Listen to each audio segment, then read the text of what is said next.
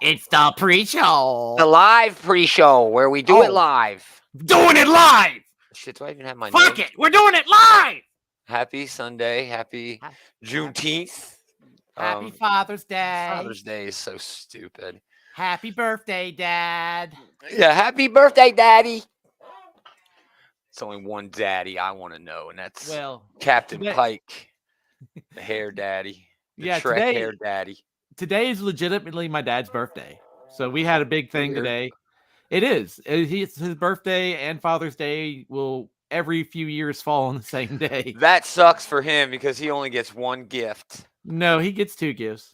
He is your daddy gift and he is your birthday gift. That's exactly how it is. Dumb. What'd you get him? We don't. Taylor. He doesn't. He usually just asks us for money. Boring. He asking us for money. What? Father's Day, and go ahead, tell him. Go ahead. Happy Father's Day to you too, Andy. Thanks for coming by. We not in addition to being Father's Day, today is also my father's birthday. So, and I was like, one gift. It's a freebie. Fuck that old man. You get one gift. So we give him a Father's Day and a birthday gift. But it's all money.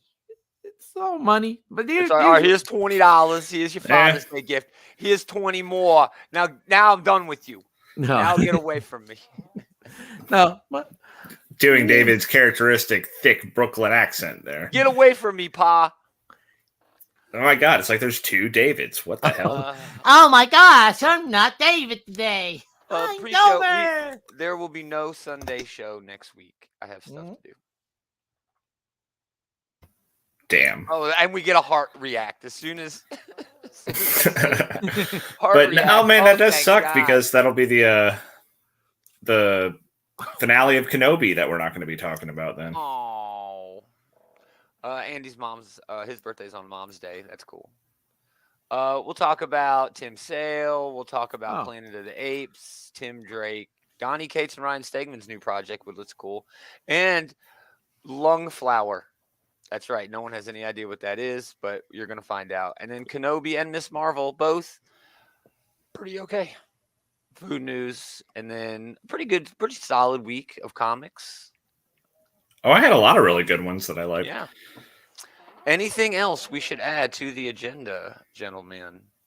Hey, Percival, thank you for stopping by. Your name is long and cool. David, were you going to add something? I was. Also, the creator of Duckman passed away this week. I don't know. I know Duckman. Of Duckman. Duckman was the animated series from back in the 90s. It was cool. It was cool. Had Jason Alexander. Was kind of like a really risque, early kind of adult cartoon. It played on the USA Network. Yeah, I remember Duckman. But that DNA went into a lot of other series. For sure. I know, like the Wild Thornberries and a few other projects had that. Oh, Ghostbusters Extreme. That was rad too. That was also something he did too. Cool.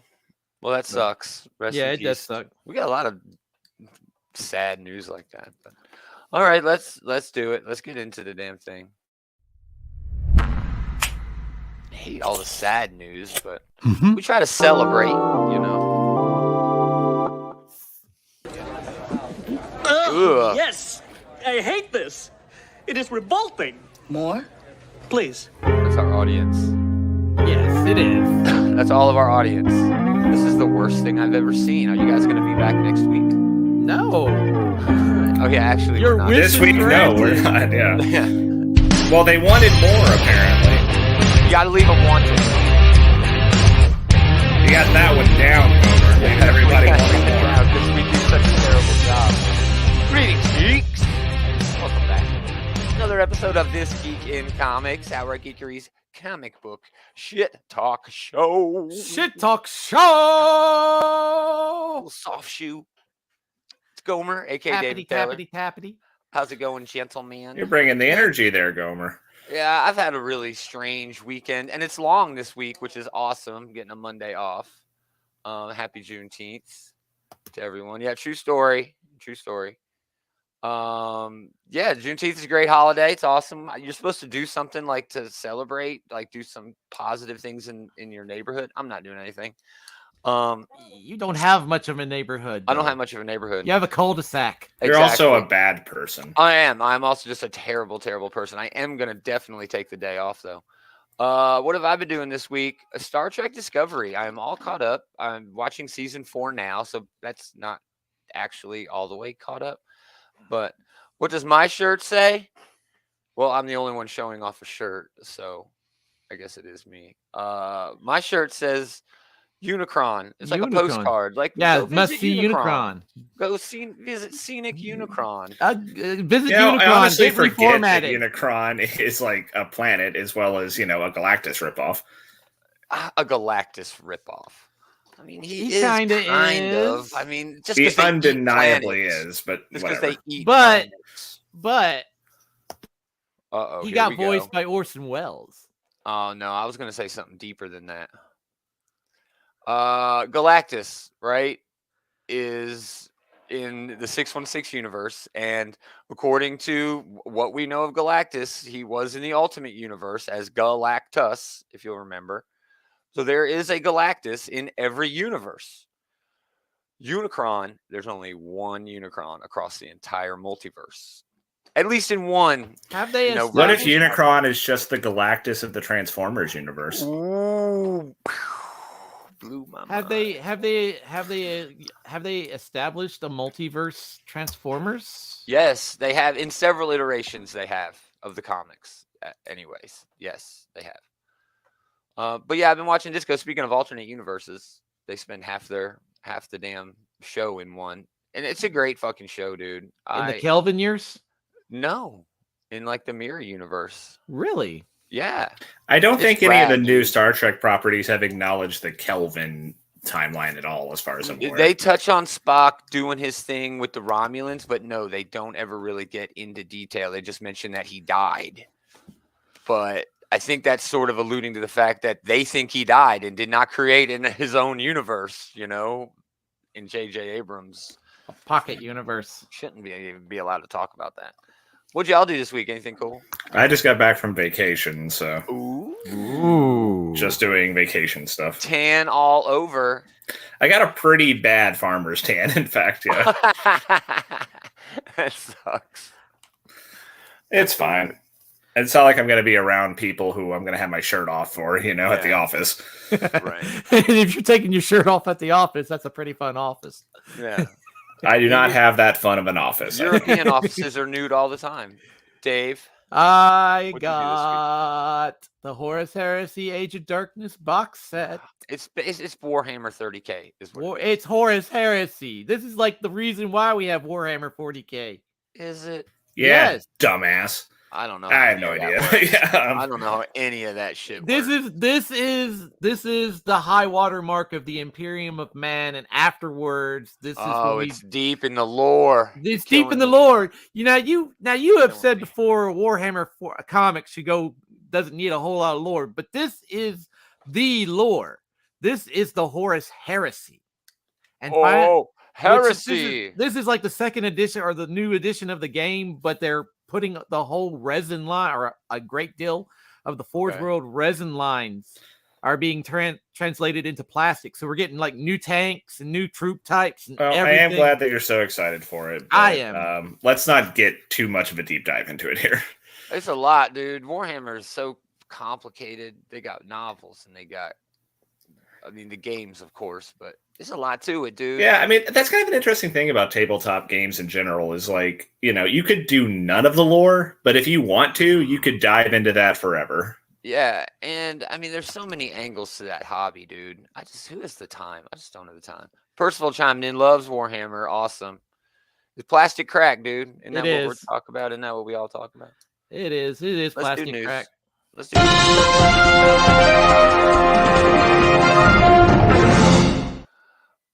We start off with a sad one, but really, it's a celebration of life. But we did lose Tim Sale last week. I think it was on this Monday show. Yeah, because we were talking. No, he was in the hospital on the Monday show. Yeah, he went to the hospital. But he did pass on June 16th. I don't know what from, actually. They haven't said. I've checked. Say. He was born in Ithaca, New York in 1956. He attended the School of Visual Arts in New York City and started his comics career in 1983 for independent publishers. Then he went to DC, where his life changed because he teamed up with Jeff Loeb on the revival of Challengers of the Unknown. And then they just had arguably the best partnership in comics. I mean, it definitely ranks up there, dude. It's definitely up there for sure. I mean, across both companies, and tackling a lot of very iconic characters. And his looks for some of those characters are some of my very favorite looks. Like, I don't think I can't think of another artist that like would be on the pantheon above him for like Batman or for the Joker, Yeah, just those looks. Dude, in Spider-Man Blue, I love his look of Goblin in that. It's so great. It's great. Yeah, I mean, just the art that he did. Look at all the detail on that. I mean, there's nothing going on in this page, but man, he turns nothing. He can into frame. He is making a He's making a 4-course meal out of a fucking front porch here. Yeah, I mean, it's just beautiful. And then his work on Daredevil right here, just the motion in his work. I already showed this Captain America one, but man, it's just, I mean, it's a genius, artistic genius. I mean, Long Halloween, For All Seasons, Cap White, Spidey Blue, Hulk Gray, Daredevil Yellow. I mean, these are just some of the best stuff. Oh, yeah.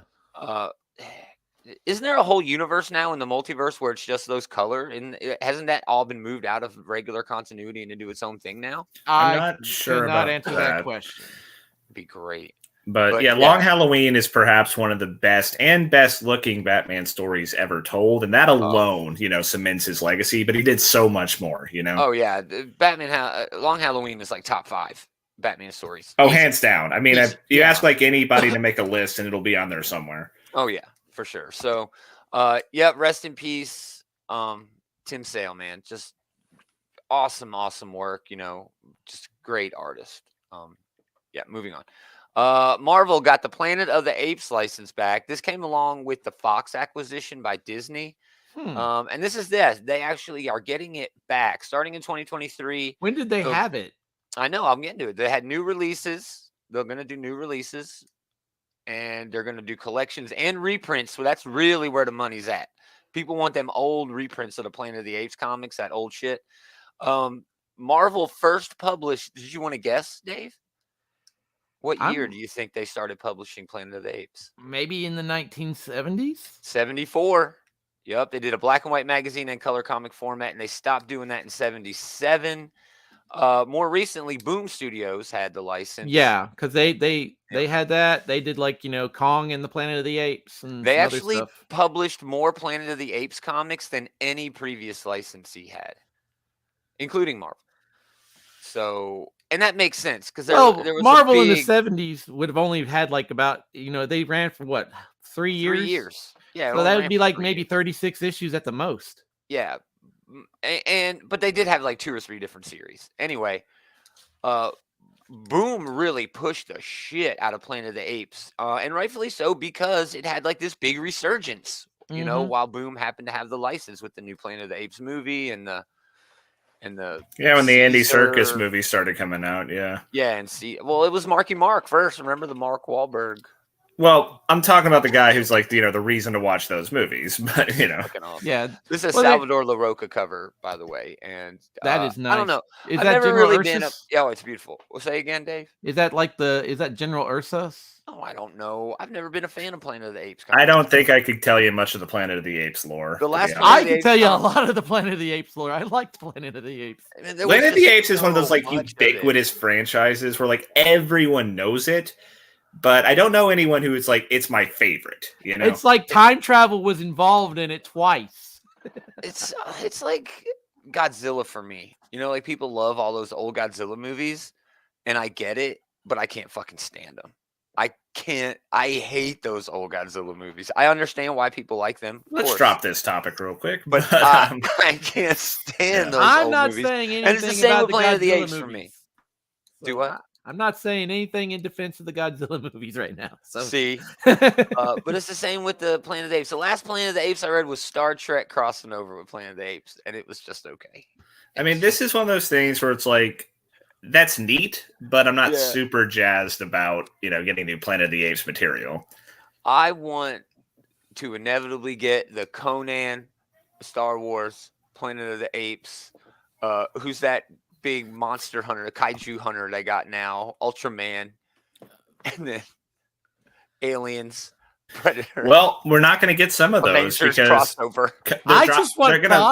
There's not going to be any crossover there. I think they're losing the Conan license. Oh, you're right. Planet of the Apes coming in. So they can do all that other shit, but they can't do I guess the most natural crossover will be with Star Wars, since I don't know. I just want Bosk on a Segway.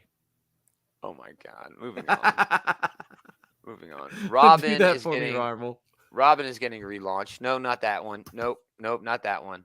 Everybody's third favorite Robin, Tim Drake. I don't care who your first two are. Tim Drake's everybody's third favorite. Tim Drake is my favorite Robin. No, I know. And I'm just talking shit because he's awesome. He is great. And he needs some love. He deserves some love. He has been kind of been pushed to the back burner for quite a few years now. And it is kind of cool to see him getting more press these days. Yeah. Remember when Batman died and Tim was the only one who's like, no, he's alive. Remember that? Yeah. That was the Red Robin series. And that was really good. I loved that damn story. But September, Tim Drake's story continues in his own series called Tim Drake Robin. September 27th, spinning out of Urban Legends and the Tim Drake Pride Special, which dropped this week. It was just all right. Megan Fitzmartin continues the next chapter of Tim's story with Riley Rosmo. Riley Rosmo.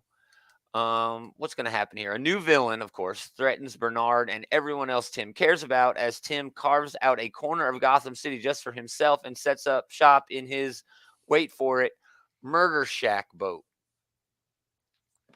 I guess this is a thing he's got, a murder shack boat. Drive 16 miles to the murder shack.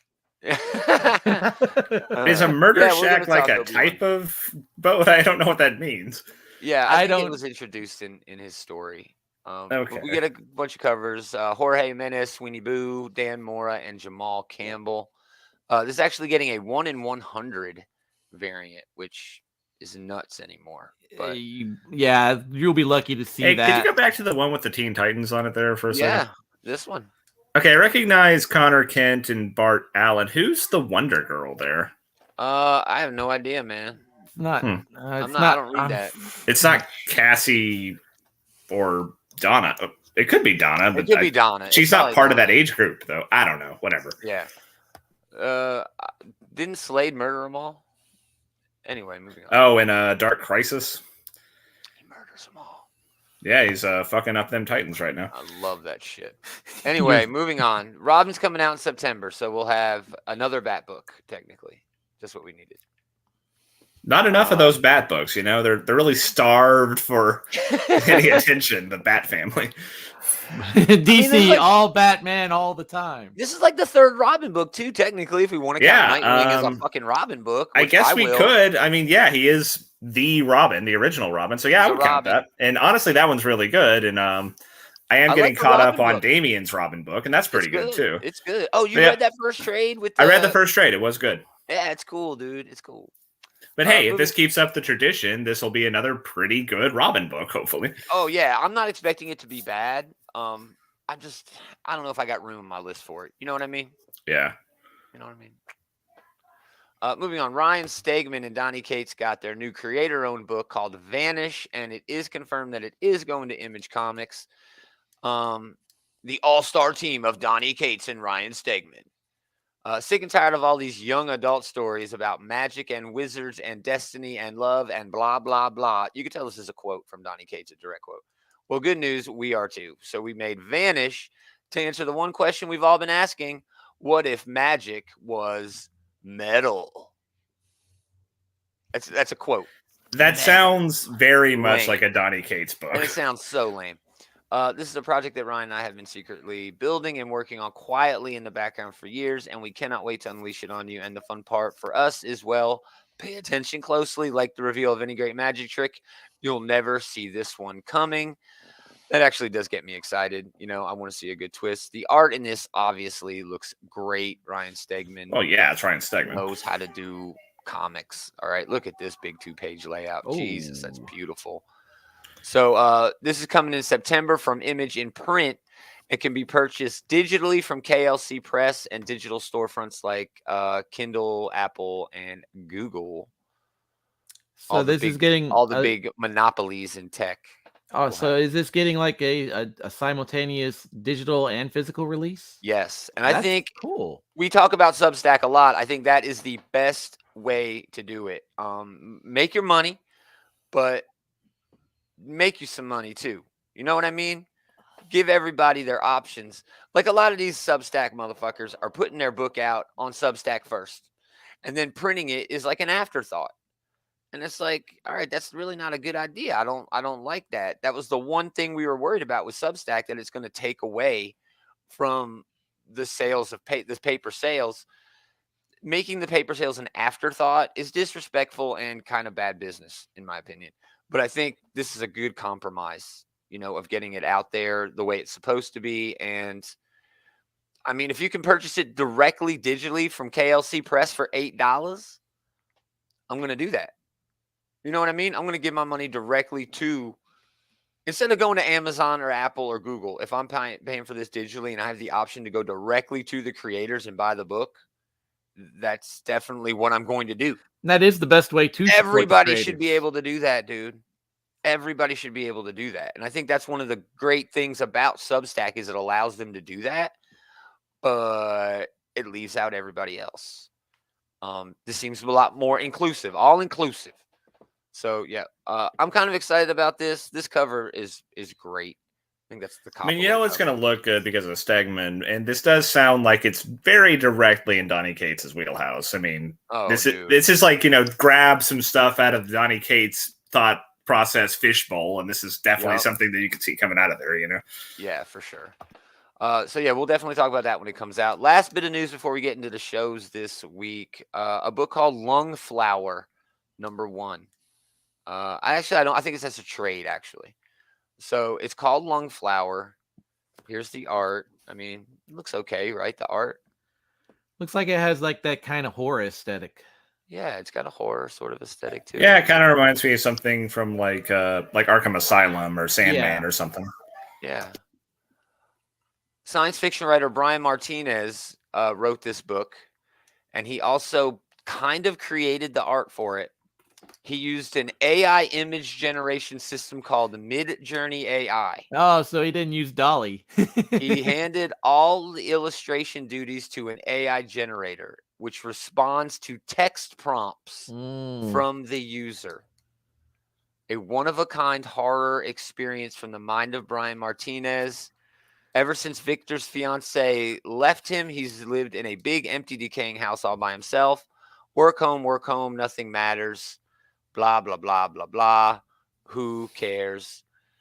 The main reason I brought this up is because it doesn't look like comic artists need jobs anymore. Now that you have said that, it does look like the stuff that's been floating around for like the last week or so from that Dolly Mini. Yeah. It does have that kind of aesthetic to it. Now that you've said it's been AI generated. It's crazy, dude. It blows my mind. They did this just by saying, okay, here's a few words. And then the AI was just like, all right, here's a picture. I mean, I don't even know how that would work. I have no idea how any of that works. I have seen Star Trek. I've seen the holodeck.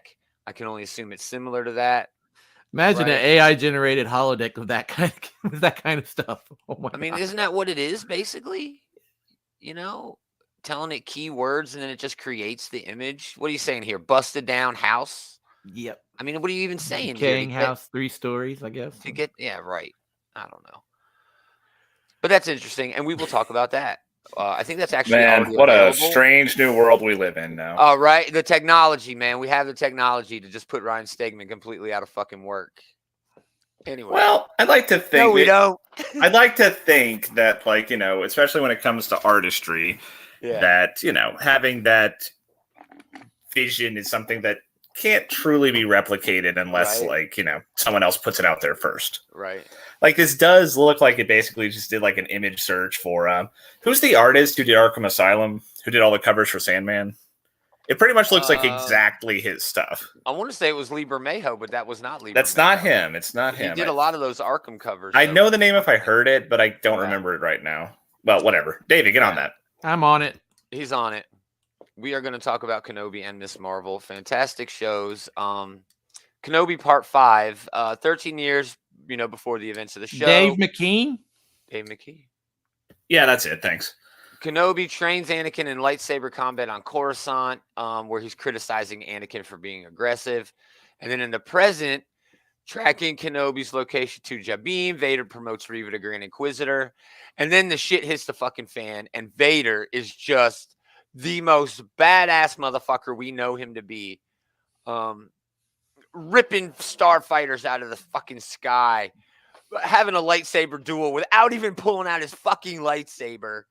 I thought for a second there we were going to get a dual wielding saber Vader.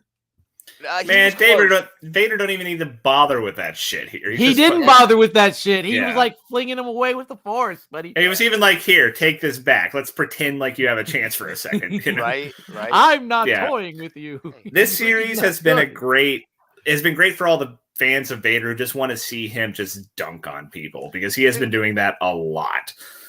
I mean, what else would we want to see Darth Vader do? Now, I get it. They're showing like this duality of him and Obi-Wan's relationship throughout the years.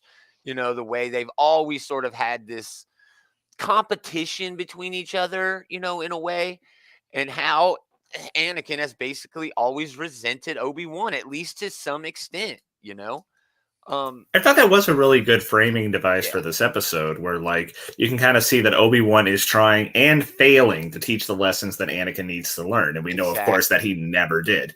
Yeah. And it also gave a reason for Hayden Christensen to actually be on set, because we finally get to see him do like some acting out of the suit, Right. And it worked. It worked for me. I really enjoyed the episode. Yeah, it was really good.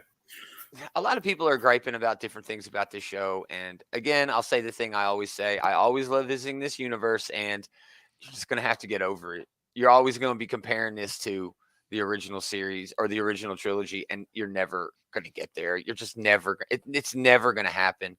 So I would just say, keep enjoying it.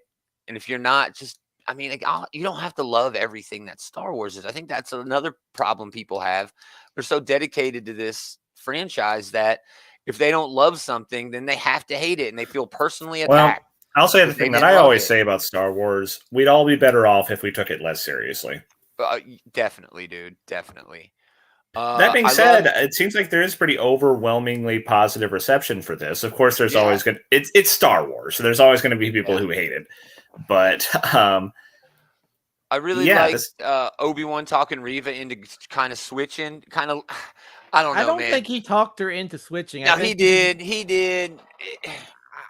He did talk her into like making her big move early, perhaps, which apparently that was never going to work, because Vader did reveal that he knew the whole time. And of course we know that it's not going to work because Vader is still around for the movies. But here's the thing, dude. Didn't Obi-Wan sort of lead her into that trap? Didn't he sort of say, "Hey, Reva, why don't you go get the jump on Vader?" You could make that argument, but he basically sacrificed her so they could get away, arguably, at least. That's some sinister shit, dude. For a Jedi, honestly, that's some sinister shit. But hey, it worked. Maybe he thought she stood a chance. I don't know, but we all knew that she didn't. He dumb. In that case, it's him kind of pussing out.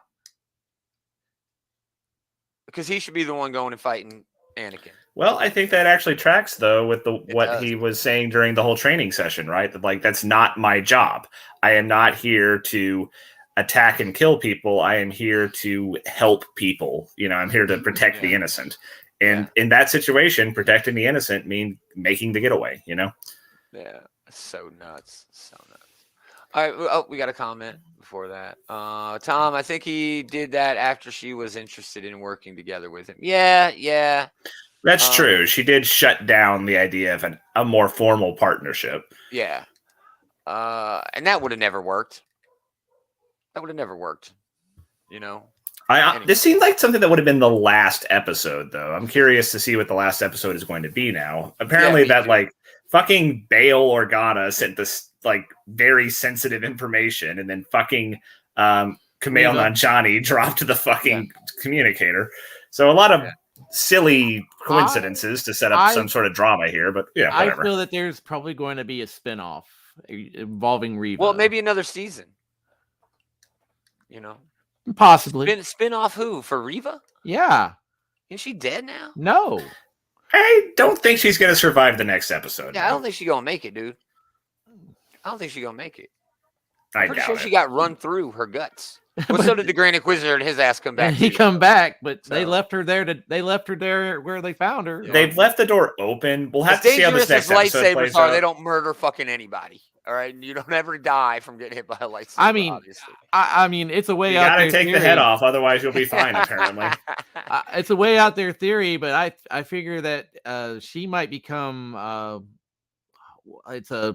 an EU character. They might actually translate her into the EU character Lumaya. Disney don't give a shit about the EU, man. They give a shit about the EU, or Grand Admiral Thrawn would not be mentioned. Grand Admiral Thrawn is a character that can make them some fucking money. I don't think any of the more obscure ones are going to make it.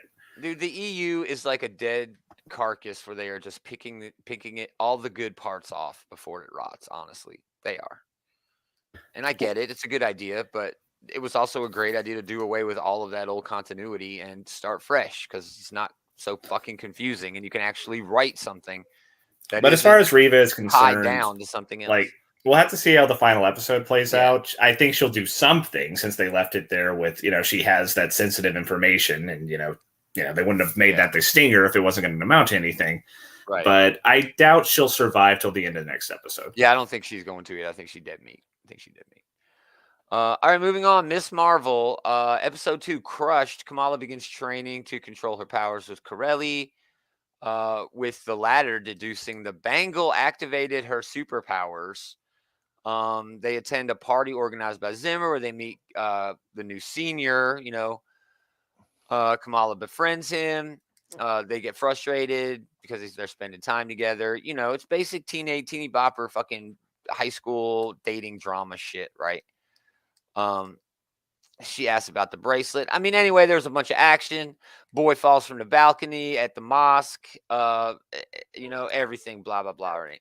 All right. The when you boil this episode down, okay, it was basically superhero setup, continuing to set up this character, continuing to lean into it. Yeah, we got the training montage. Yeah. But it's kept with its same cinematography, the adding in the weird animation. Which I love the cinematography for this show. Me too, dude. I love that she's singing, Be My Baby, through the house, doing that whole thing. I love that so much. It was very reminiscent of another coming-of-age movie, probably the most popular coming-of-age movie when it's a woman coming of age, Dirty Dancing, because that was, in Dirty Dancing. That's, what I got off of it anyway. But the thing that stood out to me the most from this show is the way it just gave you Muslim people in America just being normal people. Yeah, that was great to see. 100% like showing off Islam as a religion in a normal context. They're showing off that this is a community of just, people who have, their lives to live like anybody else does. And that's I don't want to use the word normalized because it's not something that's should be considered abnormal in the first place, but you don't usually get these depictions on these shows. And this is something that's going to be seen by a lot of people. It's MCU, so millions of people are going to see it. And I think that that's doing good work, Yeah, 100%. That's the thing that stuck out to me. But again, an entertaining show. I'm enjoying it. I love the actress, playing Kamala. I'm excited that she's got the energy for Kamala Khan really well. Yeah, dude. And the more I read about her too, I'm a fan of the actress. She's like a fanboy. She is like a comics fanboy, an MCU fanboy. Them liking Bon Jovi was great. Tom chimes in, yeah, dude. I mean, all these cool little fun things that they put in there just make it a really cool show. Then there is, that added MCU thing to it. Yeah, it's kind of a cool blend of real life fandoms with what a fandom would be in an Avengers universe, right? Because they also mentioned that there's all these Bollywood Kingo movies that they enjoyed. Yeah. It's really fun, dude. It's almost meta in a way. Do you think they might have seen the one guy from the Eternals in those movies? Yeah, Kingo. That's who he's talking about. Kingo. Oh, Kingo, that's what they call? Yeah. That's him. Kumail Nanjiani's character, yeah. So yeah, really fun show. I love the energy. I love the cinematography, and I'm probably the most prolific reader of the Ms. Marvel comics from the group here, and I think that they got the tone down perfectly for this show.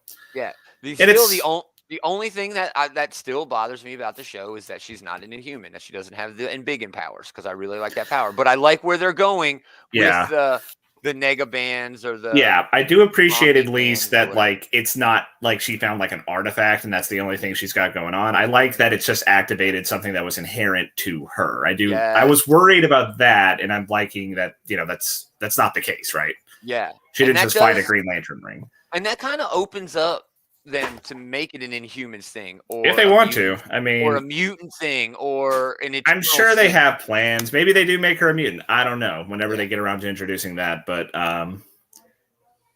I guess they must have decided that the embiggening stuff, the stretchy powers, just would not have looked good in. It's too complicated too. The way she gets her powers. Yeah, you know what I mean. It's way not even hers are way more complicated than like Mr. Fantastic's. Yeah, dude. Reed Richards basically just stretches. She don't do that.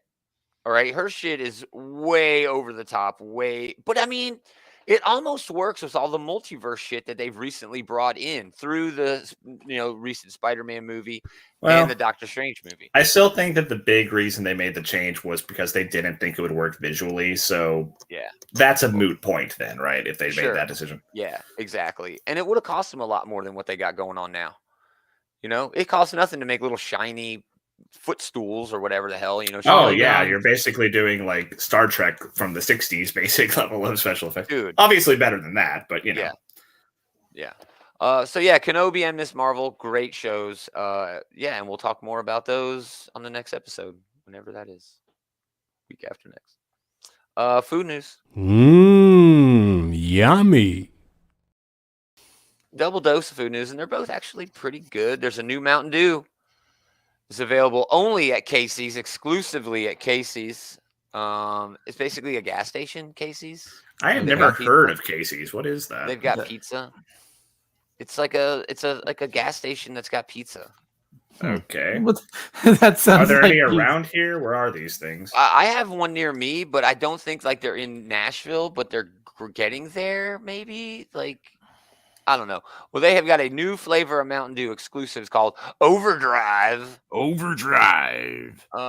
It's a citrus punch taste, hints of mango, raspberry, and lime. Well, that doesn't sound terrible. It doesn't sound terrible at all. I actually would really like to try that. Of course. Yeah, it's gonna be pretty well, hey, alcohol. There is. I'm sure it'll make a good mixer. That's what Mountain Dew is made for, man. Yeah, that's what originally Mountain Dew was made for. Yeah. Looks delicious. I'm definitely gonna find some and try some. There's a Casey's near me in Franklin. Do you want to go and we'll wait? No, we can finish the show first. Talking about candy next. All right, report back next week, David. A week after. Next time he's here. Whenever you're here, yeah. So for a while, Hershey's has teamed up with DC Comics to have these candy bars. They've been doing this for a long time. Right? They've just been doing this. You can find these at all kinds of stores all over. And they have, the big three, of course, the Trinity. But now they've got them with Jace, John, and Yara on there. That's pretty cool. Yeah, so that's really cool. I mean, these are collectible, of course. They're really fun. And yeah, I saw this news. I was like, oh, we're definitely talking about that during the food news. It's not really anything different. It's still the same old Hershey's chocolate, which in some countries in Europe, Hershey's chocolate is not allowed to be called chocolate. Yeah, there's not enough. That the same way that like Subway's bread isn't bread in Ireland. Yeah, too much sugar, which is fucking hilarious to me. But I like this idea. Although, are they asking you to collect the chocolate pieces or the wrappers? Because no, the chocolate pieces are all the same. You'll want the I don't think I can collect those because they will eventually, You'd have to put them in some sort of awesome case with a melt-proof case. A lot of effort to go through for the That being said, this does seem pretty neat, Yeah. I would definitely pick up a pack if I was just happened to see them in the store, Yeah, if I'm at the store and I see a Yara floor on my fucking Hershey bar, yeah, I'm picking that up. I got a big crush. So yeah, there's your food news. We'll have more of that next week. Now, hey, they were both good this week. I know they were both actually pretty good this week. So what a rare and happy thing really that is. Disgusting. Last week with the chicken. Don't challenge yourself or anything. The chicken. Whoa, I missed that. Chicken ice cream. I missed that. Food news I hadn't gotten around to watching Miss Marvel yet, so I didn't watch the show because I didn't want it spoiled. And I wasn't chicken ice cream sounds gross as hell. I don't remember what it was. Chicken and waffle ice cream. It was. Oh wait, I think I remember that from a few weeks ago. Maybe. Yeah, that was the hot chicken sandwich and ice cream. Yeah, that was terrible. Yeah. All right, let's do top 3. Let's do com. I mean, this is why we're here. All right, the viewership goes way down. But who wants to go first? I'll go first. Why even bother asking? Man, Jurassic League, Son of Kal-El, both great, but I think I'll do a shout out to G.I. Joe. I think I have it. Yes, Saturday Morning Adventures #4 is an honorable mention. Eric Burnham, Dan Schoening, amazingly cool, a ton of fun. This wraps the series. It was just big, dumb, stupid. Saturday morning G.I. Joe cartoon fun in comic book format, and I had a great time. That Shipwreck ends up being the hero at the end. It was because of a loophole they found. It was so fun and stupid. I love it. I loved it. Only a sailor can buy this. Yeah. My number 3 this week was X-Men Red #3. This is my number 2. Al Ewing, Stefano Caselli. Arguably the best of the X books, and that is saying a whole lot with X-Men out there by Duggan. New Mutants out there. Even Immortal X-Men is great. But damn, the politics of Arakko is so much fun to see. Oh man, there it is. I didn't want that one. I wanted this one because I wanted to show Vulcan getting his ass kicked by Tarn. Fucking great. Just Brand, kind of running things. Storm and Brand having this conversation with all this tension where they each know the other one is being a douchebag. They each know the other one is up to something, but they can't really figure it out. Magneto layeth the fucking smack down in this. Yeah, he fucking took him out like a bitch. It was like a really brutal way too. It was so great. Tarn's dead. Thank God. I hated Tarn. Worst name for any character who is not in the Decepticon Justice Division. But man, yeah. Magneto takes his helmet off. Tarn's powers are psychic. So he takes the helmet and uses his magnetism as soon as the fight starts to shove it on Tarn's head. So then Tarn can't do shit. And then he just crushes his brains, with the damn helmet. That's so good. Like, this book has done such a good job throwing you the curveball, Mm-hmm. Like, the first issue ended with Storm, like, I'm reforming the Brotherhood. And this one comes on, Magneto, I am now on the Great Ring of Arakko. Oh, it's going to be awesome. And I also love how they're setting up, like, this ticking time bomb with Vulcan, because they were talking in this issue about how, like, so the Vulcan we've been dealing with is, like, this pitiful photocopy of the real Vulcan, and when the real Vulcan wakes up, we are fucked. We're fucked. And is that going to happen? Yeah. When he's resurrected? I mean, that's probably what's going to happen, right? Yeah, I don't think he's had to go through resurrection protocols yet, because even the pitiful imitation of his real self is still pretty damn tough. Yeah, it's just amazing. Great fucking book. I loved Robert hanging out with Iska the Unbeaten, getting over on her. Just really fun shit. And you mentioned earlier with like Brand and Storm, it's also really cool to see all like the sort of the espionage aspects of this, because it looks like a Manifold, Cable, and and Thunderbird. Thunderbird are all. They're getting some investigation going. And it's cool to see. It's cool to see all the character dynamics. It's really cool to see all the politics, and they still got some pretty cool action. We had not one but 2 death matches back to back, and fucking Magneto showing why he is a fucking force to be reckoned with. Dude, so awesome. I also really love Fisher King. He's like my favorite new character. Yeah, he don't do shit. He just hangs out and is like by proxy. Yeah, he chimes in with like some really good insight in every issue, and it's cool to see, even though he's this normal ass human on a world full of gods, great book. Again, arguably the best of the X books right now. X-Men Red #3. Dave. Yes. Honorable mention. Honorable mentions. I'm going to go ahead and just say that my honorable mention this week is Moon Knight, Black, White, and Red #2. Oh wow, I didn't even grab an image of that. Okay. It's an anthology, but I really like the David P. Post story. Fun. We always say with anthology books, right? Like, there's going to be like 5 or 6 stories, and if like 2 or 3 of them are good, it's probably worth it.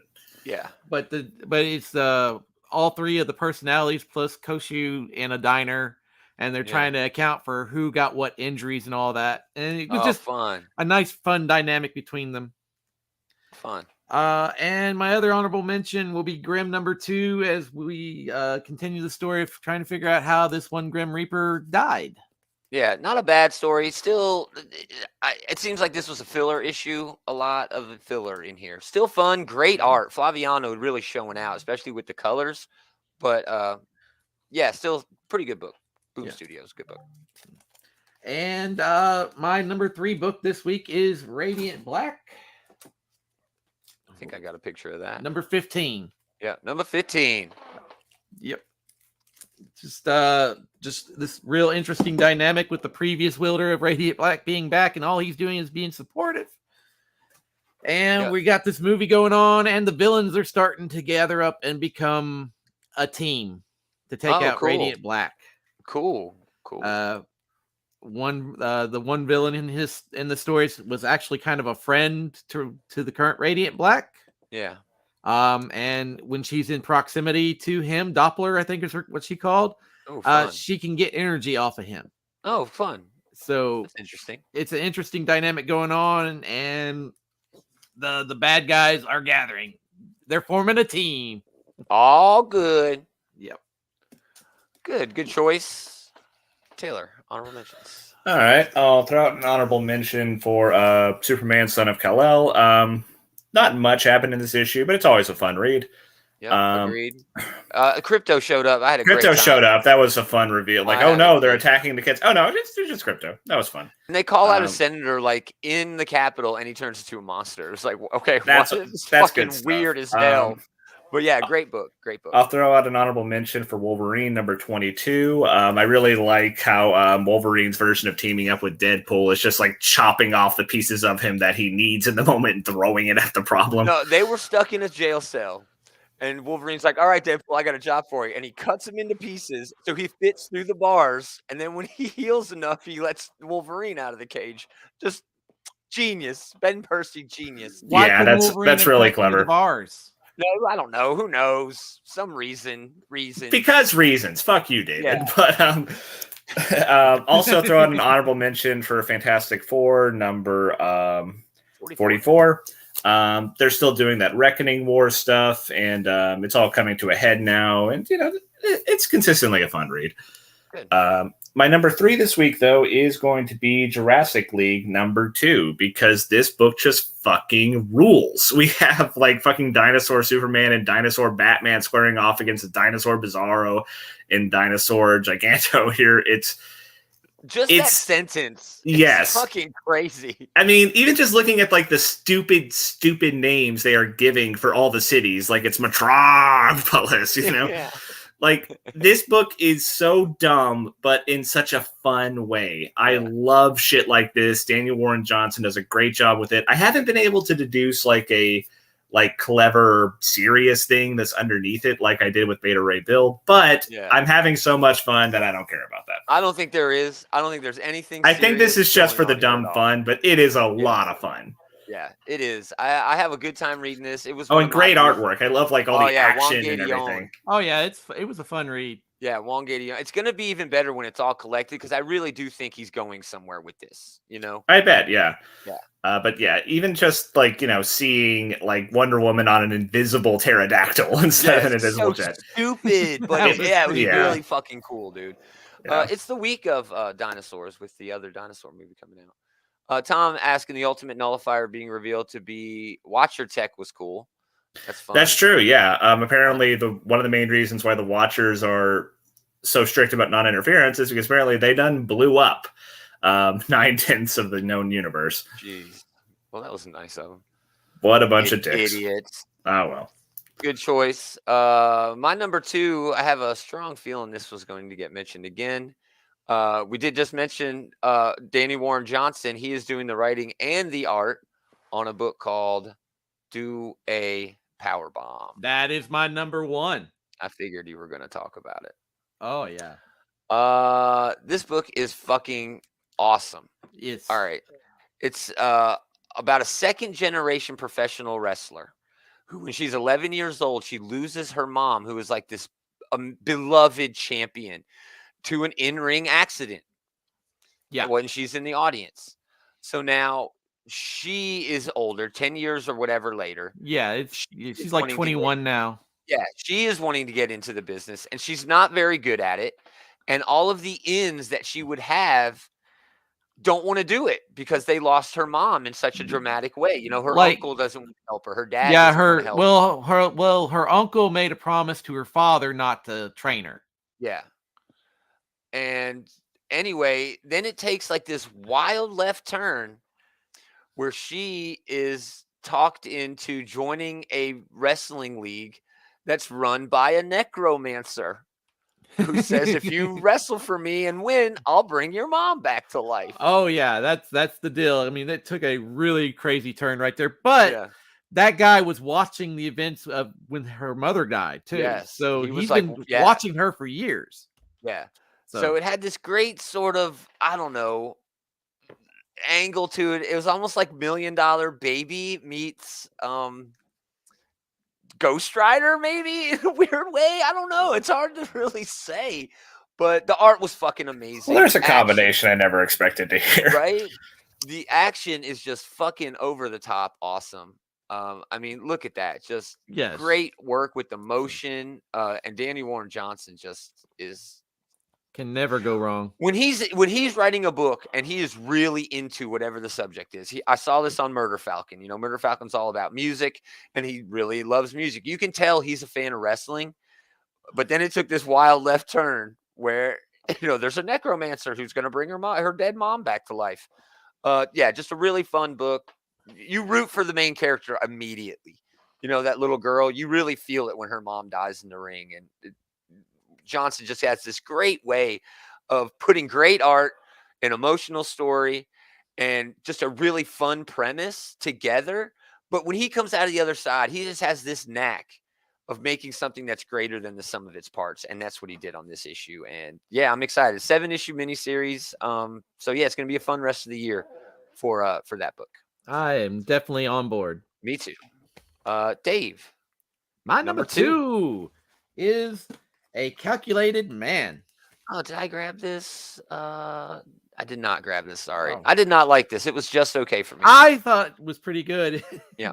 Essentially, we I want to be one of our top 3s if Gomer wasn't shitting exactly, on if I wasn't shitting all over it. Essentially, we have a mob accountant in witness protection that decides that the logical mathematical course of action is to eliminate the mob family, and this is what he's starting to do. And he makes it like he's so friendly, but he makes it like not personal. Yeah. Like the guy the first guy he gets, he's like keeps him alive. You know, well, your girlfriend's been cheating on you with so and so. I've took out the other 2 guys, made it look like a hit from another mob family. He's like, yeah, you know, I've soaked your gag in like something, and when I take this car to the junkyard, you won't feel when the car's crushing you. He's like really nice about it. I'm like, he is awful nice about all this terrible. It's weird though because he's kind of still like detached from humanity. It's almost like he's on the spectrum a little bit, but he doesn't want to necessarily be mean to these people. He's just saying everything would be so much better for everyone, including the mob, if I just got rid of the mob. Yeah. And he's like got this weird mind where he sees numbers everywhere. It's like they explained it as synesthesia, where he sees everything as a series of numbers and math calculations and things like that. He's is just like he is calculating everything. When he's walking down the street, he's calculating how old like a person is, what car they drive, how much gas mileage that car is getting. Yeah, it's wild. It's wild what he's doing. but he's like, and it's also really well done the way they sort of deliver that to the audience. You know what I mean? How they communicate this dude's power to the audience. I like that. I don't like the lead character. He's kind of an asshole. I don't like. Well, he's not. He's kind of an asshole. A really but nice guy who's like, no, I'm just going to murder these people. I'm just going to kill you, but I'm being really nice about it. I gave you a last meal. It was hard for me just to believe it at all. I don't know. I'm going to continue reading it, but I was not blown away by the first issue. I was just like, damn, I'm on board with this one. Nice. Cool. Good choice. Good choice. Oh, that's on Aftershock Comics, by the way. Yeah, that's Aftershock. Taylor. My number 2 was X-Men Red, number 3. That's right. X-Men Red. Oh, that's not it. This one's it. X-Men. Fantastic book. Great Storm moments. And now it's really cool that we're getting the same sort of moments, but for Magneto. Yeah, like everyone in the main cast here is getting a pretty cool, like, shit, that was awesome moment. Yeah. Excellent choice. That leads us to number 1. My number 1 this week is actually a trade. An original graphic novel from Jeff Lemire and Andrea Sorrentino. I was not able to get Passageway. This. You missed out. This is the first chapter of a book franchise, basically a shared horror comic book franchise called the Bone Orchard Mythos. And this is some of the best horror of the year. And it's really just because it's Jeff Lemire and Andrea Sorrentino. I don't have to really say that much. It's just like, well, yeah, duh, of course this is going to be fucking awesome. I mean, when's the last time you read a Jeff Lemire book that wasn't at least really damn good? You know? Exactly. He had a book that was at DC recently that was good, but yeah, it wasn't, knock my socks off like he usually does, like with May's book, like with just everything else he does, Underwater Welder. I mean, look at this. That's just grotesque horror. There's really no better way to do horror, than the way they do it. Look at this. I mean, this is like a guy falling in a hole right here, but it's supposed to be made out of birds. And then the bird is like a bigger bird. And the art in this is just amazing. Lemire always delivers. And when he's working with Sorrentino, he's just on a different level. And yeah, I've read this book like 5 times since I've gotten it. It's so good. I adore it so much. It might go down as as my favorite book of the year. I had such a great time with that book. And yeah, if you can find it, go get it. I'm really excited that I got, a first edition, a first print of the original graphic novel. And I'm going to be collecting the entire franchise. The whole Bone Orchard Mythos I'm 100% on board. Yeah, I cannot wait. So that is my number 1. Dave's number 1 was... Do a Powerbomb. Powerbomb. Great wrestling book with a supernatural angle by Danny Warren Johnson, who's having one of the best years in his career. Yeah. Eisner nomination, got that Jurassic League, and now this. So yeah, he's having a fucking great. Yeah, Beta Ray Bill was my favorite book of last year that he did. So that leads it to Taylor. If I had to guess his number 1. Well, I want to see what you guess first. Yep, you got it. Captain America, Sentinel of Liberty, number 1. Fucking awesome. Yeah, so the opposite end of the spectrum of that Jeff Lemire book, this is just good old-fashioned, corny superhero action. But I believe this is the same team that did the United States of Captain America, and they are bringing that same energy where they are doing what probably the best aspect of a Captain America story, where you're kind of questioning, like, what does it mean to wear the stars and stripes?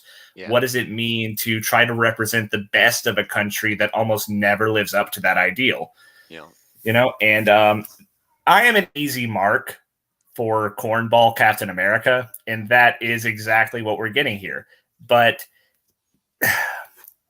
there's another angle to this. It's a hard thing to hit, right? Where he's coming off as wholesome, but not like saccharine or naive. And I think that they are managing to hit that really well. And I think what you're about to lead into, they're introducing a villain here that is going to kind of get at the dark undercurrents that are so common to find in American history. And I think it's going to be really cool to see them explore that as well.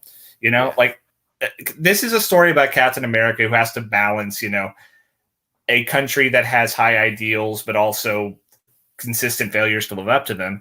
And that seems like that's what we're getting here, Yeah. Well, I 100% agree. I loved how this leaned into Steve early, where he's like, "Yeah, I go on a morning jog, and when I go, I bring the shield with me. Why? Because people like to see the shield."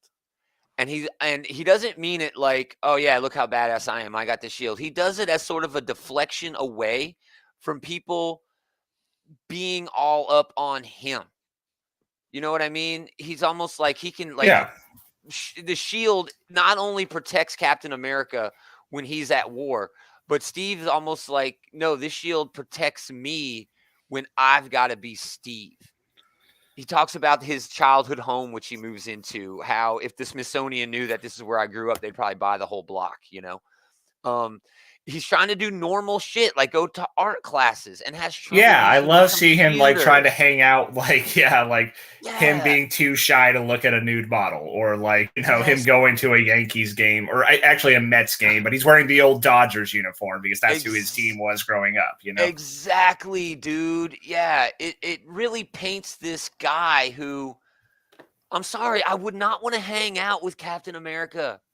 He sounds like a downer. He sounds like a dude who would not be a very cool person to hang out with. And that's how I like my Captain America. He's boring and simple and old school. And it really came across through this, right? And I think if they go in the right direction, this new villain can almost be the modern version of that. You know what I mean? Like the antithesis of that in the modern day. And they did lean into that a little bit. I love the Bucky stuff here. Yeah, this is a fantastic issue. It didn't make my top 3 because I'm almost done with Captain America. I don't think I need any more Captain America. The Brubaker run, and then the Remender run after that, and then all of the Avengers shit that I've read. This felt good. Well, I skipped the Remender run, fresh anymore. Nothing feels fresh anymore in the context of Captain America. Well, I feel also I think that's okay too. Yeah, like every character who you read a lot will eventually fall into that rut for you. But for me, it's never really been a big problem. And honestly, I think once you like kind of step away from something, well, it's okay to kind of retread the same ground if you're doing so in a well executed and thought provoking way. And I do think that this is doing that. I love Cheeseball Steve, but he's not just this, dope, right? He is like grappling with what it means to be doing the right thing and to try to remain, the best of what we're supposed to be, even while recognizing that that's not always what we are. It's almost like they're showing off his a nature to him that is naive in a way where he will be able to question his ideals because he'll be second guessing himself almost in a way. Yeah. Am I so far out of touch that this dude's right? Has America outgrown the ideals that I hold so precious? And the answer is always no, of course not. That's not the way it works, Cap, but I am anxious to see if they go in that direction. And, yeah, I think this is going to play off well on the other Captain America book too. Yeah, I'm really glad that that's the approach they're taking now. We can have both, I mean, the real reason is because they want Sam Wilson in the comics because he's the movie character now. But I think that it's cool to be able to have more than one Captain America because, there's a recognition there that America is more than just one type of person. I think Captain America is a well enough known character that he could carry 5 books. There could be the 2 Captain America books that we got. You could have a Sharon Carter book. You could even have a Bucky book. But you could definitely have a book that is constantly rotating out these Captains America that they've introduced. Yeah, I would love... And introduce more. I love the 2 books we have right now, and I wouldn't say no, to having like a Captain America Corps or whatever they want to call it from all those characters from the United States of Captain America. Yeah. So yeah, it was a banner week for comics this week. I really had a good time. Anytime there's a Lemire Sorrentino book, I'm on board. But new Cap book, all the stuff was great this week. I didn't read anything bad this week. So yeah, awesome. Thanks for hanging out, everybody. Really appreciate it. Check out our pals, the Comic Book Bullies. They'll be doing a show on these channels later on tonight. Well, at least on the Facebook channel. But go to outrightgeekery.com, link below. and you'll get links to all the different shit that we've got going on, including the bullies, but our social media, YouTube, Insta, TikTok. Yeah, I know. Live journals, Live Journal, GeoCities. All the stuff we've got going on is there, including affiliates, Patreon, whatever. So yeah, thanks everybody for hanging out. Check out the bullies. Come back tomorrow night. We're going to be doing the preview show. It'll probably just be me and Taylor talking about all the new books coming out this week. It's going to be a load of fun. No show next Sunday. I have got stuff to do, but we'll be back for the Monday show next week for sure. Again, thanks everybody for listening, but most of all, thanks to these jokers for hanging out with this joker. Always a pleasure. Good times. We are going to do it again next time. Same geek time, same geek channel. Yeah, that Gargamel energy. Yeah, kind of bringing that like grungy 90s kids commercial energy. After 10,000 years, I'm free. After 10,000 years, I'm